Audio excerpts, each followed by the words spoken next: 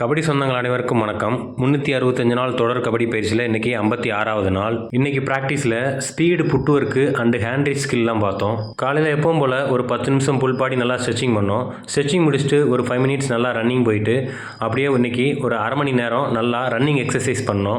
தினமும் எப்படி ப்ராக்டிஸ் பண்ணுறதுன்னு கேட்டிருந்தீங்க. அதாவது வாரத்தில் 7 நாளில் ஒரு நாள் ஞாயிற்றுக்கிழமை மேட்ச் டே விட்டுட்டு மித்தம் 6 நாள் இருக்கும். அந்த 6 நாளில் 2 நாள் ஸ்பீடு ஒர்க் அவுட்டும், 2 நாள் ஸ்ட்ரென்தனிங் அண்ட் பவர் ஒர்க் அவுட்டும், ஒரு நாள் மொபிலிட்டி ஒர்க் அவுட்டும், சாட்டர்டே ஃபுல்லாக ஸ்கில் மட்டும் பண்ணுங்கள். ஸ்பீடு ஒர்க் அவுட்டில் sprint, shuttle run, cone drill, ladder drill, agility drill and obstacles பண்ணிக்கோங்க.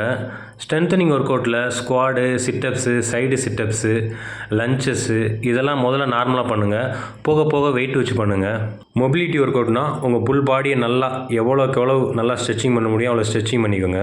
நீங்கள் சாட்டர்டே ஒர்க் அவுட் பண்ணுற மாதிரி இருந்தால் லைட்டாக ரன்னிங் அண்டு ஒர்க் அவுட் பண்ணி முடிச்சுட்டு புல் அண்ட் புல் ஸ்கில் பண்ணி பாருங்கள்.